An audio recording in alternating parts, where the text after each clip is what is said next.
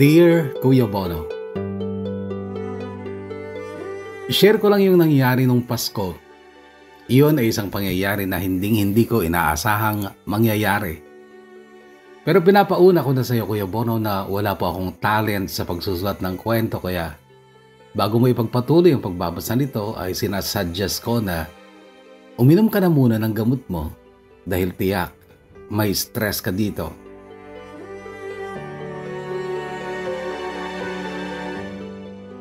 Magkaaway kami ng ina ko. Mortal na magkaaway. Nagsumpaan kami noon. Sinumpa niya ako, sinumpa ko rin siya. Sorry pero bad girl ako noon at kanino pa ba ako magmamana kundi sa kanya. Mayroon akong nag-iisang kapatid sa ina, si Josie. Jose actually, pero dahil Becky, naging Josie. Pasko ang birthday ni Josie pero kami mang dalawa ay matagal na rin hindi nagkita. Kung minsan ay sa Facebook kami nagkakausap, iba't ibang lugar din ang pinupuntahan niya at ang pinakahuli ay nasa Catanduanes siya. Ako ang unang umalis sa poder ng aming ina. Pinalayas ako. Naiwan noon si Josie kay mama pero kalaunan nang marunong nang manggupit ng buhok si Josie ay nakipagsapalaran na rin sa ibang lugar. Ako naman ay nakatira dito sa Gataran pero ang trabaho ko ay sa Tuguegarao kaya't araw-araw akong nagbabiyahe gamit ang maliit na kotseng iniwan sa akin ng dati kong jowa. Magulo ang buhay ko noon, Kuya Bono. Sana hindi kayo malito. May jowa na akong iba ngayon, si Erad, at siya nga ang taga rito sa Gataran kaya't dito na kami nakatira kasama ang dalawang anak ko. Yung panganay kong si Elaine ay iba ang ama. Yung bunso kong si Jordan ang pinaniniwalaan kong anak ng kinakasama kong si Erad ngayon. Pinaniniwalaan, sabi ko, kasi may nakasabay si Erad noong mga panahong yon na nakakadate ko. Siya si Nico na dati kong katrabaho sa Tuguegarao. Wala kasi akong makita sa mukha ni Jordan na may namana siya kina Erad or Nico kasi halos kamukha ko ang anak ko. Pero sa ugali kasi, marami silang pagkakapareho ni Erad. Kaya lang ay may mga mannerisms si Jordan na mannerisms din ni Nico.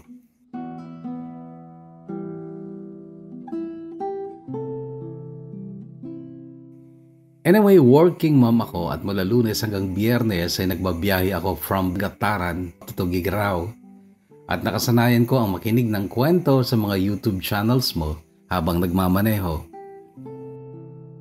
Halos araw-araw din ako napapalingon sa lugar kung saan ako lumaki. Sa isang barangay ng Igig na nadadaanan ko rin tuwing papasok ako ng trabaho. Pero napakatagal na panahon nang hindi sumayad ang mga paa ko sa lugar na yon. Ang bahay ni Mama sa Igig ay malapit sa highway. Pero mula highway ay hindi natatanaw ang mismong bahay ni Mama dahil natatakpan ng ilang malalaking bahay at mga puno.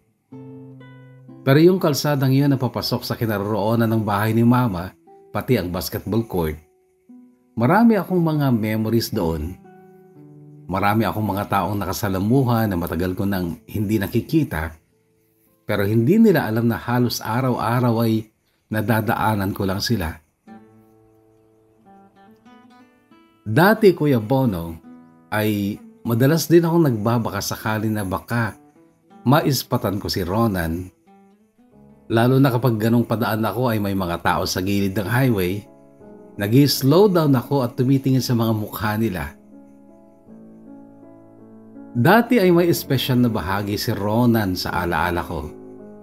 Siguro kung naging matino lang ako noon, baka siya sana ang napangasawa ko.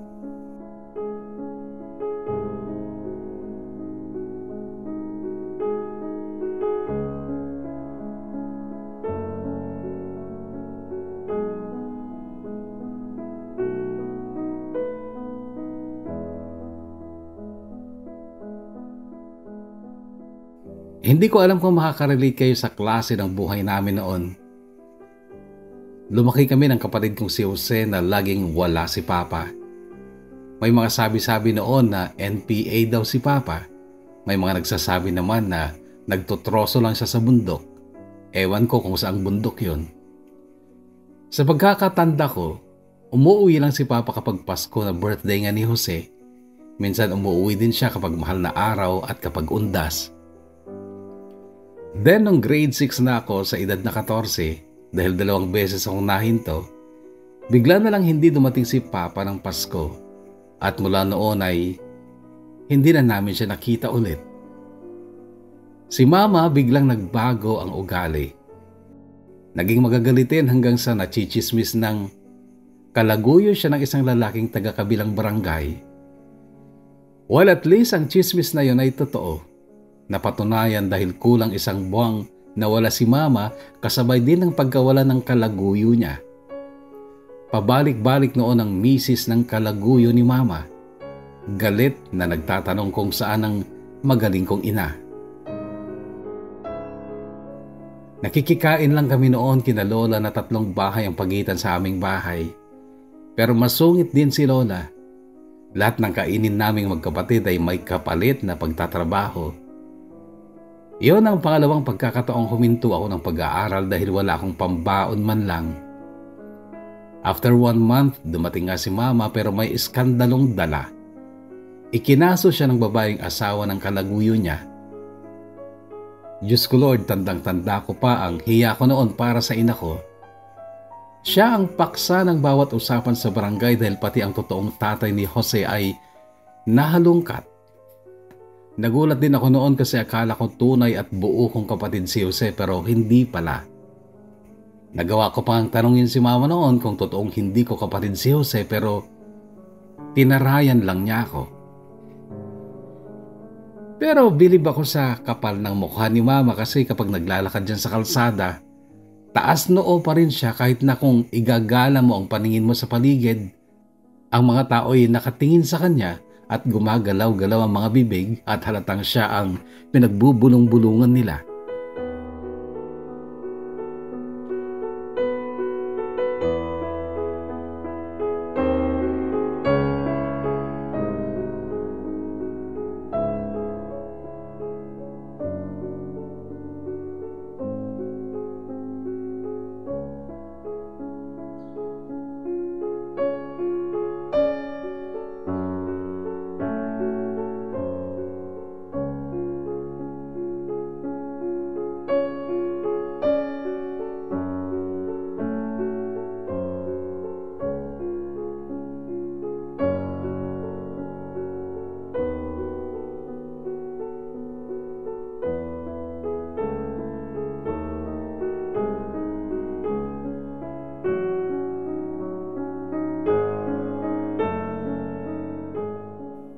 Hindi man lang nakatapos si Mama ng high school, Kuya Bono, pero bigla na lang siyang natutong mag-computer. Madalas ay nasa computer shop siya, bagay na kinaiinggitan ko noon dahil ako, gustong-gusto kong tumambay din sana sa computer shop dahil doon ang tambayan ng crush na crush kong si Ronan. Adik kasi siya noon sa mga computer games. At si Mama, may nakaka-chat pala siya sa Skype na isang dayuhan. Si Yuto na isang Japanese.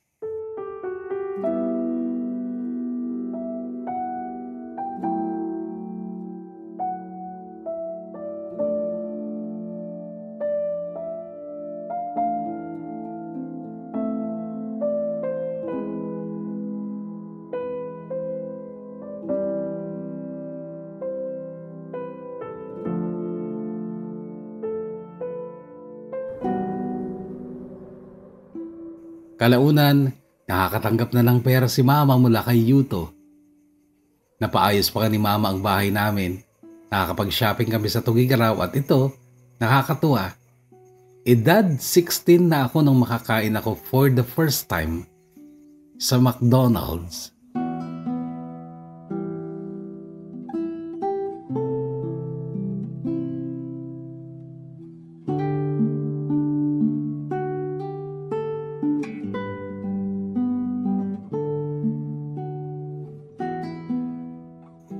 Naging vanidosa din si Mama noon Lagi nakaayos kahit nasa bahay lang siya. Ang dati niyang dry at puno ng split ends na buhok ay naging alagang parlor. Ang mga kuko laging nakamanicure. Kaya naman nagbabayad pa siya noon ng labandera dahil pati ako ay idinamay niya sa kaartehan niya. Dalaga na nga kasi ako noon kaya hinahawaan na din niya ako ng mga kaartehan niya na syempre gustong gusto ko naman dahil lalo pang nahumaling sa akin noon si Ronan mula noong natuto na rin akong mag-ayos at pumorma.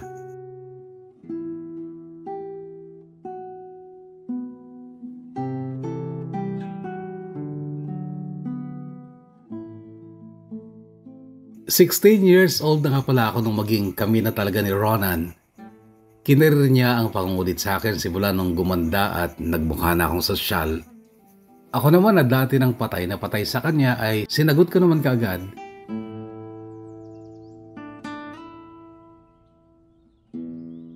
Nangyari ang pagsagot kong iyon sa INHS o Igig National High School. 4th year na noon si Ronan. Ako din dapat ay 4th year na pero delayed nga ako ng 2 years kaya 2nd year pa lang ako noon.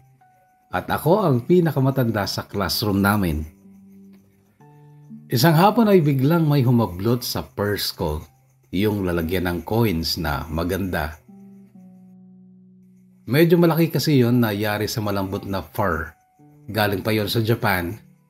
Isa sa mga padala ni Yuto para kay mama pero hindi raw kailangan ni mama ng coin purse. Si Diego ang umagaw ng coin purse ko at ang sabi niya kung gusto ko daw mabawi yon ay sundan ko siya na siya ka namang ginawa. Yun pala, sa likod ng isang classroom building ay naghihintay si Ronan na noon ay siya na ang may hawak ng coin purse ko. "Mababawi mo lang to kung sasagutin mo na ako." Nakangiting sabi niya sa akin. Ang sagot ko naman, "Ang corny mo naman, Ronan. Hindi mo kailangang gawin yan. Kung gusto mo, sa'yo na yan. At pati ang matamis kong oo."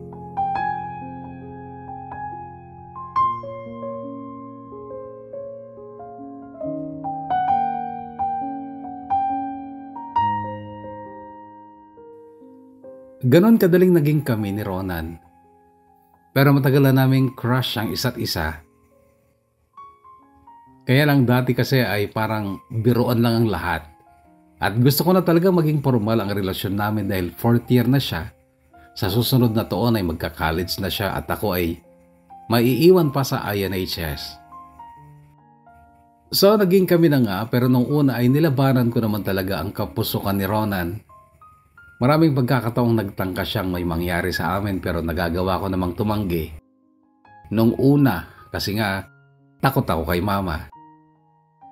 Ayaw niya kay Ronan at kahit sinong taga-baryo namin dahil nagtanim siya ng galit sa lahat ng nagchichismis sa kanya at isa kasi ang nanay ni Ronan sa mga kilalang chismosa sa amin. Pero sa totoo lang mabait naman ang nanay ni Ronan at hindi siya galit sa akin. Malawak naman ang utak niya at hindi niya inisip na maging kagaya din ako ng mama ko. Palibhasa kasi Kuya Bono ay mabait na anak si Ronan sa paningin ng magulang niya. Pero hindi nila alam ang ugali ni Ronan kapag mga kaibigan niya at ako ang kasama niya. Kumbaga si Ronan ay mabait sa bahay pero pasaway sa labas.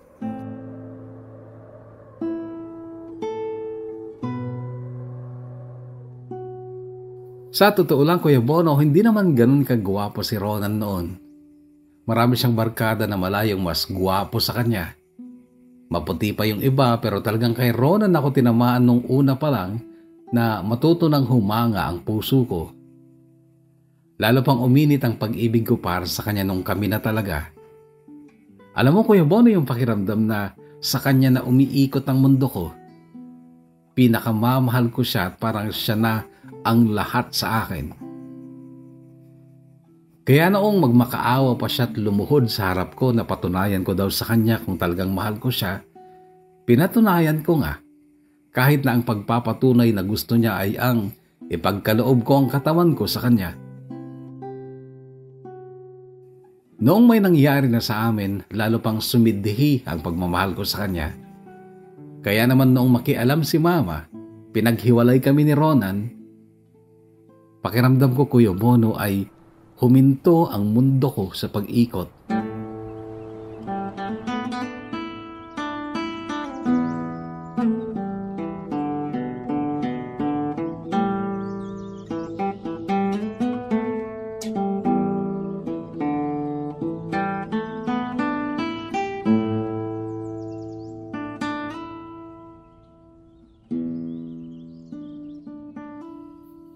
Hindi ko alam kung paano nalaman ni Mama na may nangyari na sa amin ni Ronan. Hindi ko alam kung sino ang nagkwento sa kanya at tinakot ako ni Mama na kung hindi ko lalayoan si Ronan, ipakukulong daw niya si Ronan. Ba't ipakukulong mo? Tanong ko noon. Dahil ni-rape ka niya. Ni-rape? Mama, hindi ako ni-rape ni Ronan. Boyfriend ko siya. Kusang loob ko yon. Kaya kong baliktarin ng kwento, Catherine. Pera lang ang katapat niyan, kaya kung hindi mo lalayo ang anak ni Cecilia, mawawala siya ng puwersahan sa'yo. Sa kulungan mo na lang siya makikita.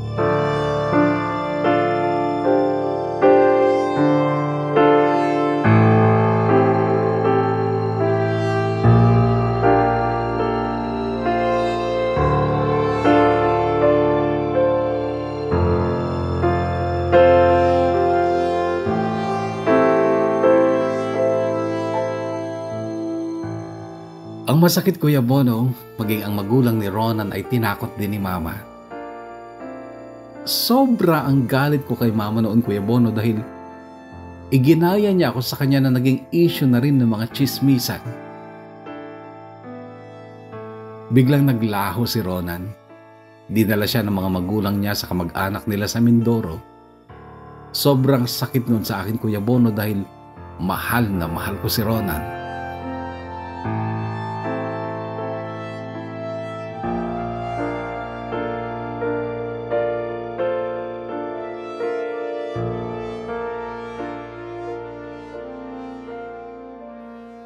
Noon na ako nagsimulang magtanim ng galit kay Mama.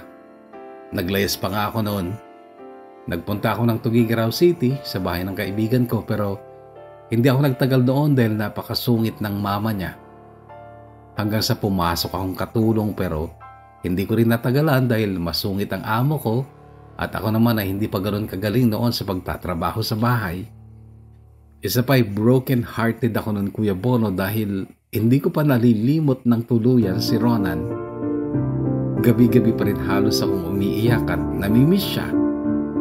Kaya pati ang pagtatrabaho ko sa bahay ng amo ko ay talagang naaapektuhan. Nahanap ako ni Mama. Inuwi ako pero hindi na nabalik yung dating respeto ko sa kanya. Sa totoo lang, muhing-muhi ako sa kanya. Nasa iisang bahay kami pero halos hindi kami nag-uusap. Mabuting at natanggap pa ako sa school kahit na ilang buwan hindi ako nakapasok. Kaya lang ay nagkaroon ako ng mga barkadang 4th year na, mga dating barkada ni Ronan. Natuto akong magbisyo, alak, sigarilyo, at gabi na kung umuwi ako. Kapag ganon, mag-aaway pa kami ni Mama.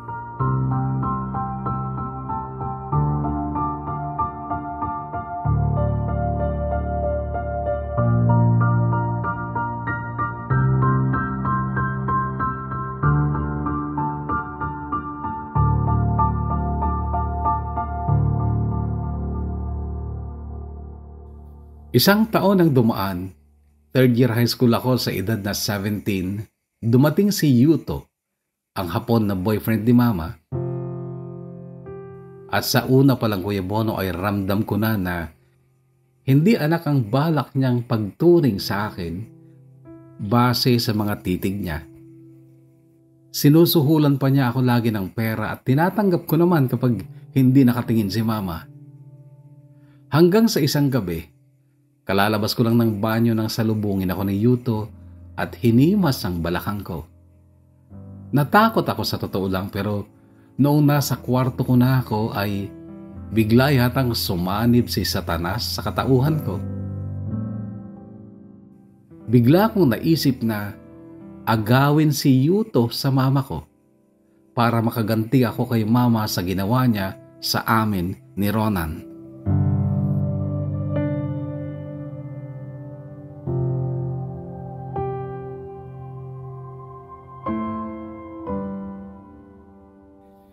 Mula noon, Kuya Bono, sinasadya ko na kapag nakatingin sa akin si Yuto ay nilalandian ko ang ngiti at titig ko sa kanya. Inaakit ko siya. Isang hapon, araw ng Sabado habang nasa Tugigaraw si Mama ay pinasok ako ni Yuto sa kwarto ko. Para siyang hayok sa laman noon, tila nababaliw sa akin. Pero binitin ko siya. Sinabi ko sa kanya na kung gusto niya ako, iwanan niya si Mama. Kumuha siya ng tirahan namin sa Tugigaraw at doon kami magsasama.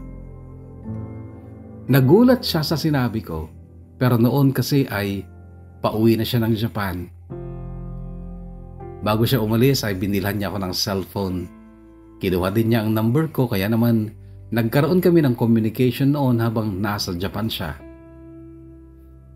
Noon ay tinigil na rin niya ang pagpapadala ng pera kay Mama at sa akin na siya nagpapadala.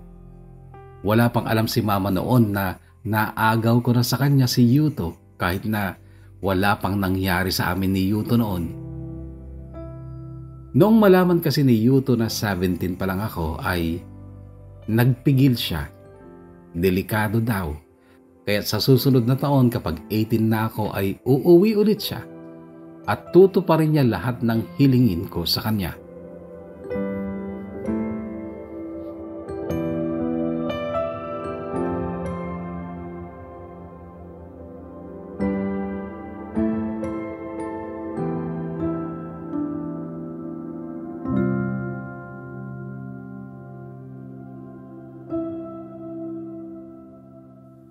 Si Mama naman noon ay may nakilalang British na matanda at siyang laging ka-Skype niya noon sa computer shop.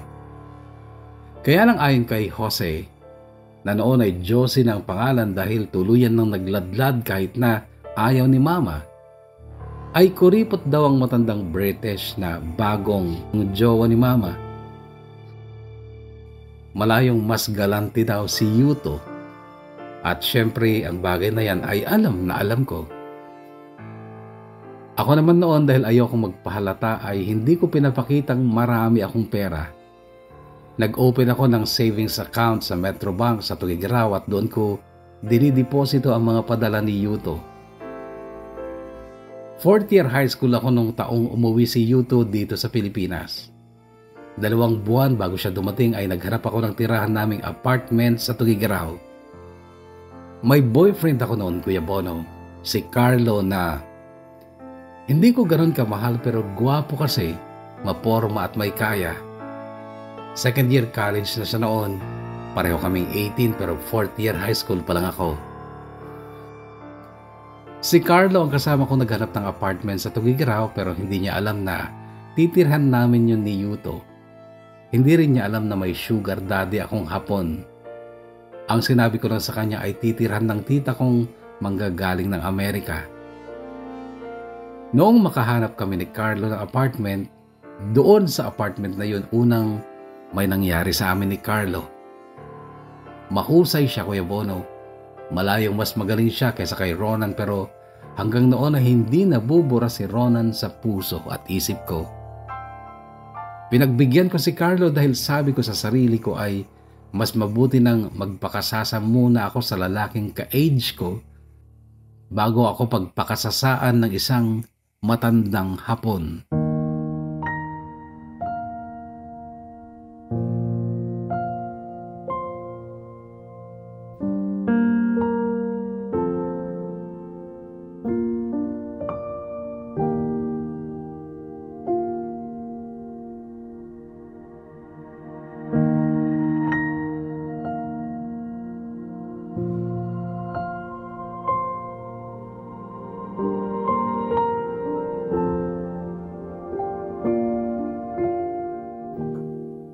Hanggang sa dumating na nga si Yuto at gaya ng inaasahan ay ginawa niya akong parausan niya. Nanibago lang ako kay Yuto dahil marami siyang kalaswaang pinagawa sa akin na hindi ko naman naranasan kina Ronan at Carlo. Go lang ako kahit na noong una ay parang babaliktad ang sikmura ko. Sabi kasi niya, dapat daw lahat ng kayang gawin ni Mama ay kaya ko rin gawin sa kanya. Oo, mabait at galante si Yuto, Kuya Bono, pero pagdating sa kama, malahayop talaga siya. Isang araw pa'y nagtungo kami ng Santa Ana. 3 araw kami sa resort doon na may hotel at nung pauwi na kami ay umihi siya sa gilid ng highway. Nasasakupan na yon ng gataran. May isang puno ng kalamansi doon. Pumitas siya ng isang bunga at hawak niya yon nung bumalik siya sa kotseng bagong bili lang niya. Sabi niya, gusto niyang magtanim ng kalamansi. Nakahinto pa ang kotse nung may dumaang lalaki at kinausap niya kung mayroon daw siyang alam na nagbebenta ng lote na may puno ng kalamansi. Sakto ngang may alam naman ang lalaking yon. At ora mismo, Kuya Bono, ay nakipag-usap si Yuto sa may-ari ng binibentang lote na may puno ng kalamansi. Kaya naman dito ako ngayon nakatira sa gataran, sa maliit pero cute na bahay na pinatayo ni Yuto para sa akin. Ewan ko kung anong mayroon sa kalamansi para kainlaban ng hapon. Dito sa aming lote ay dati nang may 3 puno. Nagtanim pa si Yuto ng 10 puno at siya pa niyang kinabilin-bilinan sa aking alagaan ko bago siya umuwi noon ng Japan. Hindi pa tapos ang bahay nang umalis siya, pero araw-araw ay nagbabiyahe ako ng gataran dahil tinitingnan ko ang pinapagawang bahay. Muuwi pa rin ako noon sa bahay ng ina ko. Pero isang gabi ay nakita kong nagkalat sa harapan ng bakuran ng mga damit kong karamihan ay sunog na. Parang umakyat lahat ng dugo sa ulo ko noon. Noong kumatok ako ay pinagbuksan ako ni Josie, pero agad sumalubong sa akin si Mama na galit na galit. Yun pala, nalaman niya na ang tungkol sa amin ni Yuto. Hindi makain ng aso ang mga salitang binitawan sa akin ni Mama noon.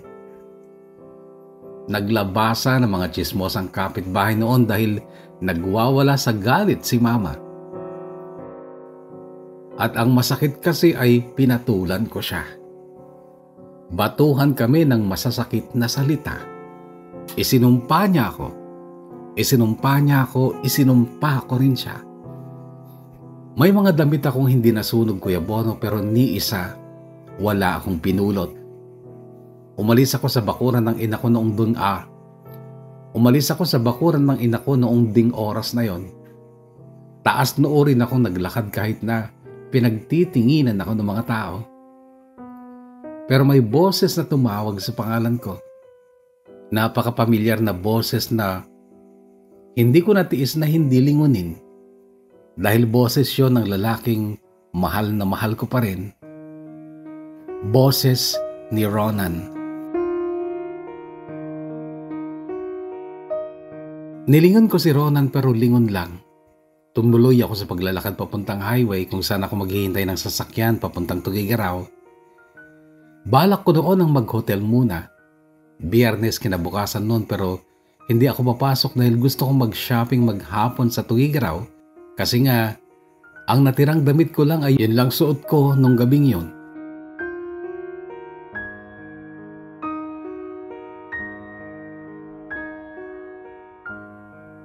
Naabutan ako ni Ronan sa highway, kasama niya ang best friend niyang si Diego. Hindi ako makatingin sa mga mata ni Ronan noon dahil alam kong alam niya na ang tungkol sa amin ni Yuto. Pwede ba tayong mag-usap, Terin? Narinig kong tanong niya. Tungkol saan? Sagot kong hindi tumingin sa kanya. Baka pwede tayong magsimula ulit. Kaso bago ako nakasagot ay may humintong jeep. Bago ako sumakay ng jeep ay sinikap kong marinig niya ang huli kong salita sa kanya. Kalimutan mo na ako, Ronan. May asawa na ako.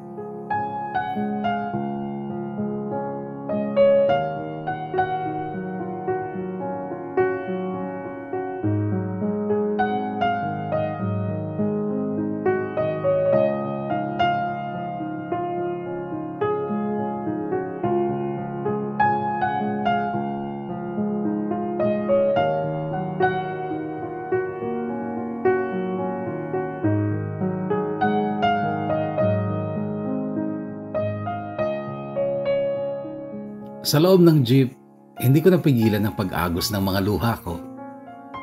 Mahal na mahal ko pa rin kasi siya at alam kong ganun din siya sa akin, pero wala akong balak bumitaw kay Yuto. Dahil sa totoo lang ay napamahal na rin sa akin noon ng matandang hapon.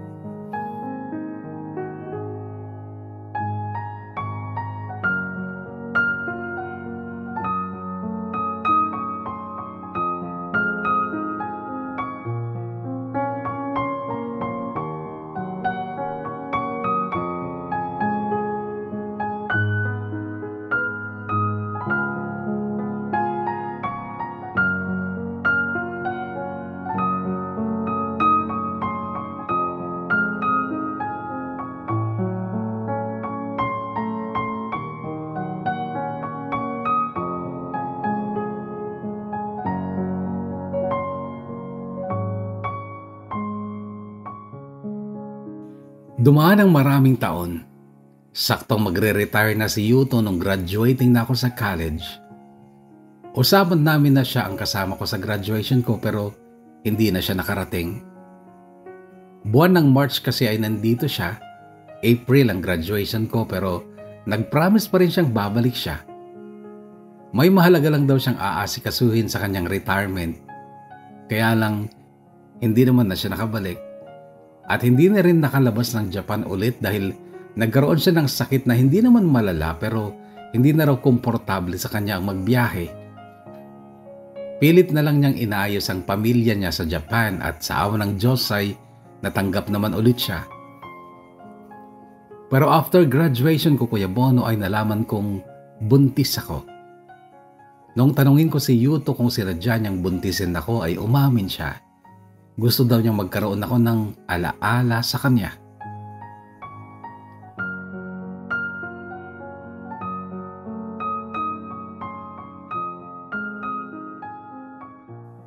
Oo, masaya ako kasi nabuo ulit ang pamilya ni Yuto sa Japan, pero para sa akin ay hindi ko din maiwasang malungkot kasi hindi ko na pala siya makakasama ulit. At lalong hindi na rin niya mahahawakan man lang ang anak kong isinilang kong walang ama sa tabi niya. Aminado ako, Kuya Bono, na napamahal na ang matanda sa akin. College ako, ang daming nanligaw sa akin pero nagpaka-loyal at faithful ako kay Yuto. Nagawa ko lang tumanggap ulit ng manliligaw noong nagtatrabaho na ako sa isang bangko na hindi ko na lang babanggitin ang pangalan. That time ay 1 taon ng baby kong si Elaine. At may kasama naman ako sa bahay, mag-ina, sina Ate Reyna at ang anak niyang si Dahlia. Hindi ko sila kaano-ano pero iniwan kasi sila ng asawa ni Ate Reyna kaya't kinupkup ko na lang sila. Pinag-aaral ko si Dahlia at si Ate Reyna ay sinusweldahon ka rin buwan-buwan. Katrabaho ko sa bangko si Nico at siya ang unang boyfriend ko matapos kong matanggap na hindi ko na ulit makakasama si Yuto. Moderno at praktikal na lalaki si Nico at ako naman ay may anak na kaya't hindi na kami naging conservative pa ni Nico. Ilang beses na may nangyari sa amin bago ko nakilala si Erad. Nakabarangay ko lang pala dito sa Gataran. Isa siyang OFW sa Dubai noon pero napakasimple niya kapag nandito lang siya sa baryo. Sa kanya, Kuya Bono, kay Erad, naranasan ko ang maharana. Kasama niya ang 2 best friend niya noon at may mga dala pa silang kakanin na gawa daw ng mama ni Erad. Nakuha ko ni Erad sa kabaitan niya at nagpakita siya ng kaseryosohan kahit alam niyang may anak na ako, hindi ako dalaga. Maging ang magulang at mga kapatid niya ay tanggap ako. Kaya't paglaon, Kuya Bono, ay sinagot ko na si Erad na ngayon ay siya kong kinakasama at pinaniniwalaan kong ama ng bunso kong si Jordan.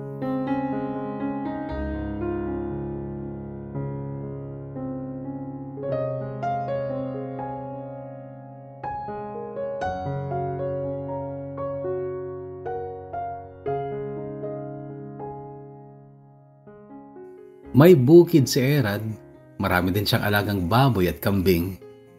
He's a typical country boy, simple at mapagmahal naman.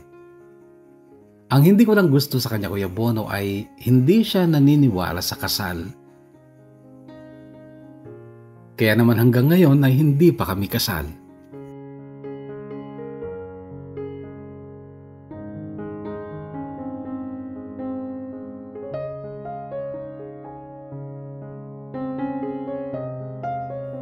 Sa kabilang banda ay pabor din yun sa akin kasi sa totoo lang, hindi ko nakikita na permanente na kami ni Erad. Oo, mabait siya at responsable naman pero marami siyang barkada. May nababalitaan nga akong may babae siya pero nagbingi-bingihan lang ako kasi ayaw ko ng away lalo na't wala naman akong katibayan.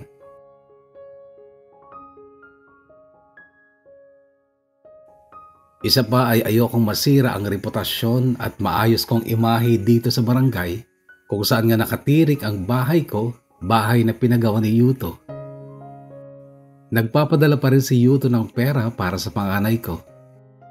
Iniipon ko lang sa bangko. Iba ang ugali ng panganay kong si Elaine, Kuya Bono. Elementary pa lang siya pero masyado siyang fierce at aminado ako na nahihirapan akong maging kalmadong ina sa kanya. Pinalaki ko naman siya ng maayos pero parang sinisintir niya ang pagiging anak ng hapon niya. Nabubuli daw siya sa school dahil lang sa kakaibang itsura niya. Bilang isang ina, mabigat sa kalooban ko na sakta ng anak ko para lang madisiplina ko siya at sumunod sa gusto ko. Pero madalas ay hindi ko nakokontrol ang sarili ko. Nasasaktan ko si Elaine at sa mga ganong pagkakataon ay naaalala ko ang ina ko.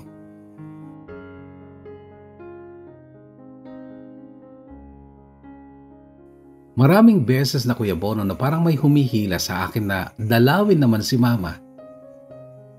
Matapos kasi ng napakaraming taon mula nung palayasin niya ako't sunugin mga damit ko ay hanggang hindi na ulit kami nagkita. Nawalan na rin ako ng balita sa kanya dahil ang kapatid kong si Josie ay humiwalay din sa kanya mula nung magladlad si Josie at hindi natanggap ni Mama. Nilayasan din ni Josie ang ina namin. At sa puntong ito ng buhay ko na kontento naman ako ay parang gusto kong mapagaan pa lalo ang kalooban ko sa pamamagitan ng pakikipag-ayos ko sa aking ina.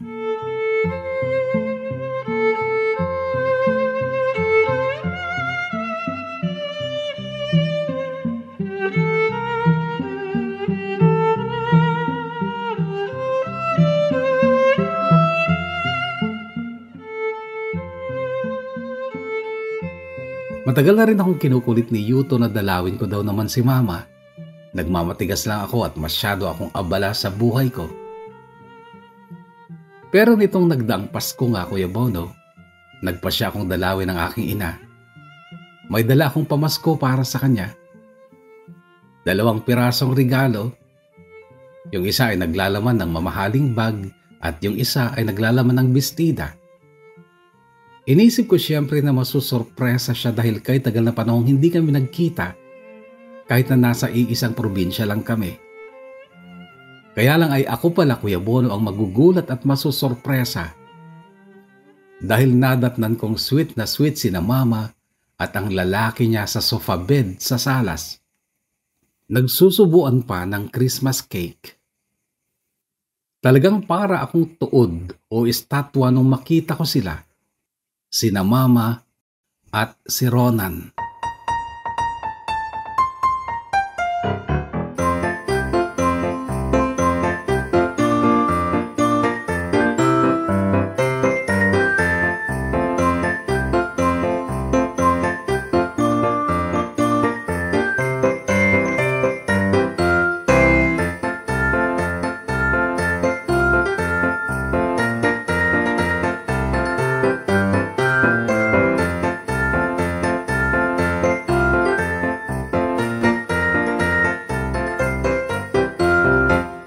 Oo, Kuya Bono, si Ronan na first love ko, first boyfriend ko ang kinakasama ngayon ng aking ina. Hindi ko nga nagawang pumasok noon sa loob ng bahay ni Mama. Iniwan ko sa sahig sa may pinto ang 2 regalo ko sa kanya. Merry Christmas sa inyo. Sabi ko tsaka ako mabilis na lumabas ng bakuran.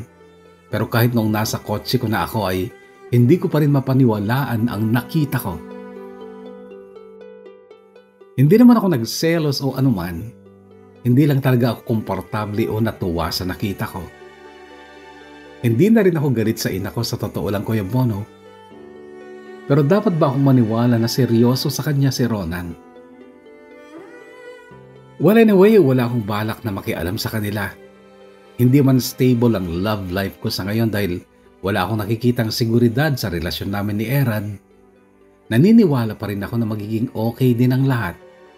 Kung hindi si Erad, I'm sure may makikilala pa akong iba. Why not mama ko nga, nakabingwit pa ng binata. Bilang pagtatapos, gusto ko lang malaman mo, Kuya Bono, na walang guilt sa dibdib ko. Wala din akong galit kanino man pero nag-aasam ako ng relasyong secured ako at mga anak ko. At sa ngayon ay wala pa nga ang mga ito. Kaya't baka sakaling sa susunod na kabanata ng buhay ko ay makakatagpo rin ako ng lalaking pakakasalan ako. Huwag mo na rin akong payuhang hiwalayan na lang si Erad kasi sa totoo lang ay mahal ko rin siya at maraming bagay ang pwede kong panghinayangan sa kanya. Hindi ko kasi gusto yung pakiramdam na nagsisisi ako sa nagawa ko kaya't hindi ako ang makikipaghiwalay sa kanya kasi baka magsisi ako sa bandang huli. Kung gusto niyang hiwalayan ako, hindi ako kokontra. Pero ang hiwalayan siya, hindi ko rin magagawa sa ngayon. Hanggang dito na lang muna, Kuya Bono, at maraming salamat kung mapagtuunan mo rin ang panahon ng aking maikling kwento. Gumagalang at nagpapasalamat, Ferin.